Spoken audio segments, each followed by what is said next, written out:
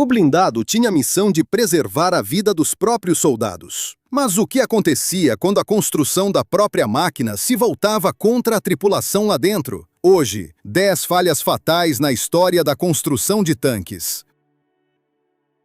Blindagem vertical. O Tigre é frequentemente chamado de Deus mecânico da Segunda Guerra Mundial. 102 milímetros de blindagem frontal, canhão de 88 milímetros, centenas de máquinas aliadas destruídas. Mas por trás dessa reputação se escondia um sério erro de construção, embutido ainda na prancheta de desenho. Os engenheiros alemães construíram um cofre blindado. Quase todas as placas do casco ficavam na vertical, em ângulo reto com a superfície do solo.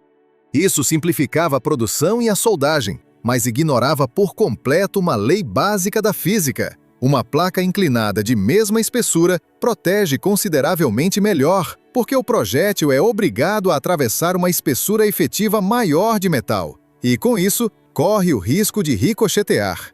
Pegue uma placa de 50 milímetros no ângulo de 60 graus em relação à vertical. A proteção efetiva já será de 100 milímetros. A mesma massa de aço, o dobro do resultado.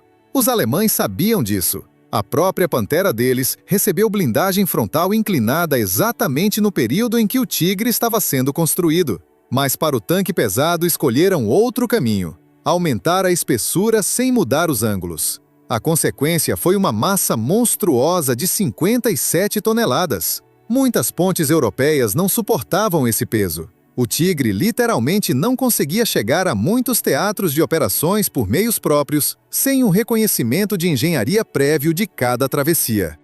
As tripulações aliadas logo entenderam. A lateral plana e vertical do Tigre é um alvo ideal. Nada de ricochetes, nada de surpresas. O projétil atinge e ou perfura, ou não.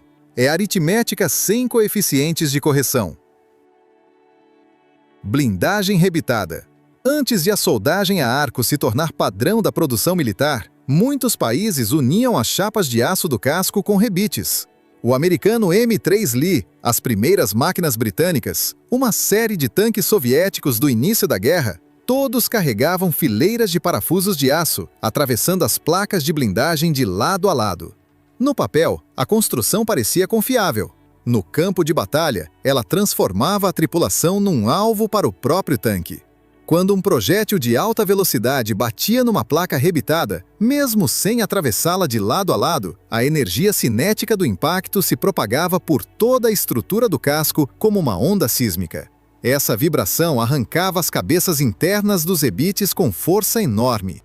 Cada rebite era do tamanho de uma bala de grosso calibre. Cada um voava pelo apertado compartimento de combate a uma velocidade suficiente para matar ou ferir gravemente. No norte da África, as tripulações americanas dos M3 Lee aprenderam essa lição na própria pele. Os projéteis alemães que atingiam a lateral arrancavam os rebites e estes se espalhavam pelo compartimento de combate como balas de calibre 50. Os relatórios documentais registram. Mesmo um impacto sem perfuração muitas vezes matava ou tirava de combate parte da tripulação. Um estilhaço de rebite na garganta ou na têmpora, sem nenhuma perfuração da blindagem. As tripulações morriam não pela destruição direta do casco, mas pela própria construção da máquina ricocheteando pelo compartimento de combate. O horror dessa situação estava em que até um tanque não perfurado podia matar toda a tripulação por dentro com um único impacto.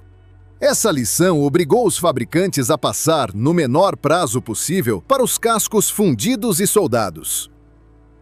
Ventilação deficiente. O combate de tanques são centenas de centímetros cúbicos de pólvora em chamas num espaço fechado. Cada disparo do canhão principal lança uma nuvem de produtos da combustão bem dentro do compartimento de combate. Se não há um sistema potente de extração forçada dos gases, essa nuvem não vai a lugar nenhum. Ela permanece dentro e ela mata. O soviético KV-1 e a britânica Matilda sofriam de ventilação insuficiente. No decorrer de um combate intenso, o ar dentro dessas máquinas, em poucos minutos, se saturava de monóxido de carbono e gases de pólvora até concentrações perigosas. Acrescente a isso a temperatura dentro do casco, que com o diesel em funcionamento chegava a 49 graus Celsius. As tripulações sofriam turvação da visão, dor de cabeça crescente, perda de coordenação. Em seguida, vinha o estado de inconsciência.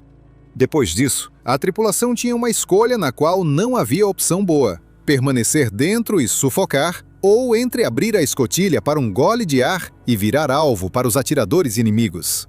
O tanque francês Somua S-35 tinha o mesmo problema. Os observadores notavam que as tripulações saíam da máquina depois de alguns minutos de tiro cambaleando, como após uma intoxicação. Muitos tanquistas eram encontrados desmaiados bem em seus postos de combate. O inimigo não tinha nada a ver com isso. Matava a arma do próprio tanque. Ergonomia mortal da torre.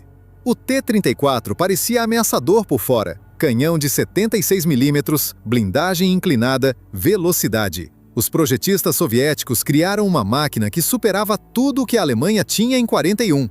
No entanto, dentro da torre se escondia uma falha fundamental. Cesto de torre não havia. Nenhum. Quando o atirador girava a torre para captar o alvo, o piso do compartimento de combate permanecia imóvel.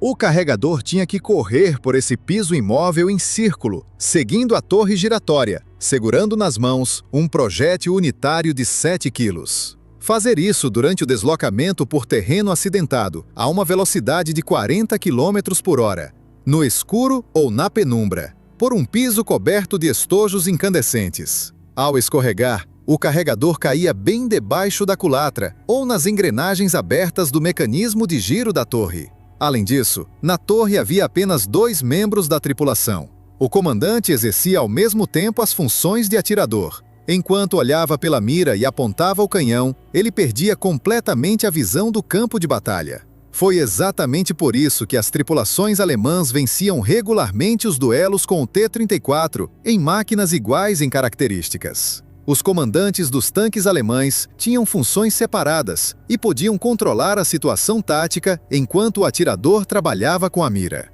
O comando soviético sabia desse problema. Nos relatórios, ele é mencionado desde os primeiros meses de guerra. O problema só foi totalmente eliminado no T-34-85 em 44. Escotilhas pesadas de uma peça só. Sair de um tanque em chamas é uma corrida contra o tempo. Cada segundo de demora é uma temperatura que sobe alguns graus e uma fumaça que torna impossível mais um gole de ar. Nas máquinas soviéticas de vários tipos, sobre a torre ficava uma única escotilha maciça, que cobria quase toda a abertura superior. Era uma grossa chapa de aço, sem nenhum mecanismo de mola de alívio. Em condições normais, sua abertura exigia o esforço das 2 mãos de um homem saudável. Em situação de combate, isso já era um sério problema. Num incêndio, tornava-se uma sentença de morte. O calor do combustível em chamas dilatava o metal. O metal se dilatava e a escotilha ficava travada de vez. Um tanquista ferido com o braço quebrado e os pulmões cheios de fumaça corrosiva não conseguia fisicamente empurrar 90 quilos de aço aquecido acima da cabeça. Os projetistas ocidentais seguiram outro caminho. Escotilhas de 2 folhas separadas abriam com uma mão, não exigiam esforço considerável, não travavam com o aquecimento do casco. Nas fotografias da frente oriental, ainda hoje se vêem máquinas soviéticas queimadas com as escotilhas fechadas. As tripulações estavam vivas quando o fogo começou. Simplesmente não havia por onde sair.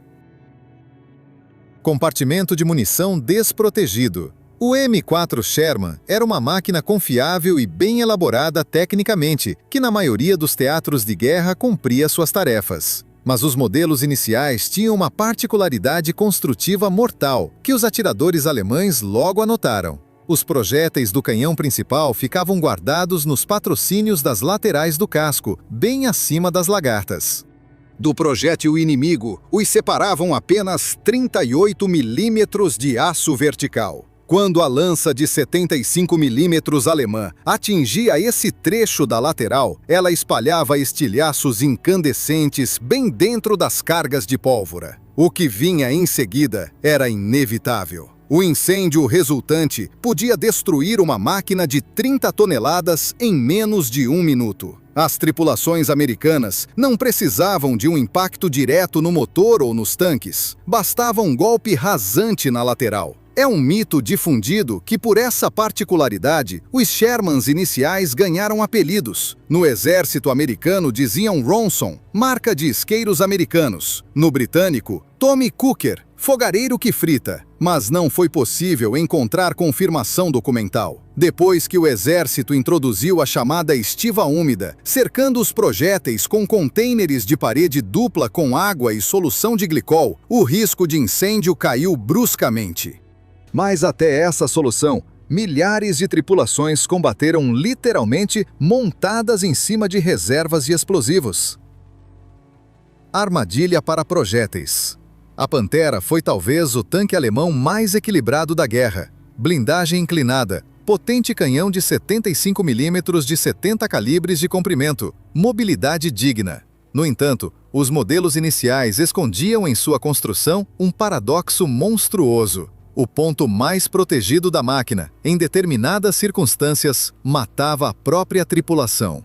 A máscara esférica do canhão das primeiras Panteras, modelos D e A, foi concebida como um defletor.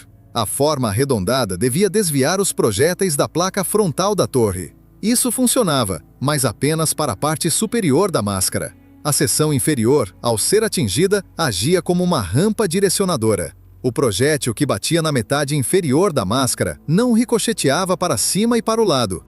Ele deslizava para baixo e perfurava o teto do casco, onde este tinha apenas 16 milímetros de espessura. Bem debaixo desse trecho ficavam o motorista e o operador de radiometralhador. Além disso, ali mesmo se localizavam 4 prateleiras com projéteis. Basta dizer que as consequências da perfuração eram catastróficas. As instruções britânicas para a destruição das Panteras, publicadas em julho de 44, indicavam diretamente: ao atirar na Pantera de frente, mire na máscara do canhão com um projétil explosivo de 75 ou 105 milímetros. A onda de choque destruirá o fino teto do casco. O problema só foi eliminado com a introdução de um novo defletor plano de queixo nas modificações posteriores. Até esse momento, os projetistas alemães, tentando melhorar a proteção, criaram a rampa da morte perfeita para o projétil inimigo.